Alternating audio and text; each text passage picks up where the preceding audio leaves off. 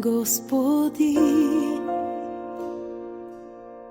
Милостта ти е безкрайна и всеки ден в ръцете си ме държиш.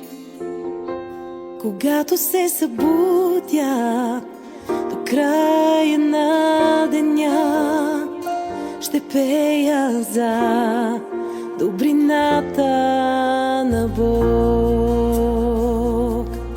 Идем да изписвам внучето си Алекс, младши, мой внук, който ще наследи не само материалното богатство, но и духовното, който да го благослови. И всеки ден в ръцете си ме държиш. Когато се събудя до края на деня, ще пея за добрината на Бог. Ти винаги оставаш верен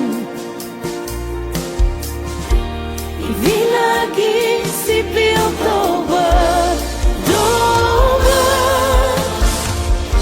Със всеки дъх, който поемам, ще пея за добрината на Бог. Въсъди в мен, чувам даже и през огън, и в тъмна нощ ти най-близо си до мен. Дал си ми да те познавам като приятел и баща. Живея в добрината на Бог.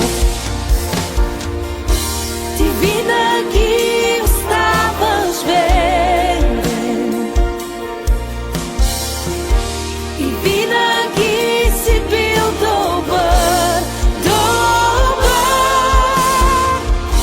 Със всеки дъх, който поемам, ще пея за добрината на Бог. Благодаря на Бога, че оживях толкова години да видя от любимия син от Миничо дете. И благодаря му, че ни докара наследник. Нека този дом да се напълни с деца и радост, и той да бъде винаги здрав и с Бога да бъде разумен и мъдър и да стане пастор. Бъдете благословени!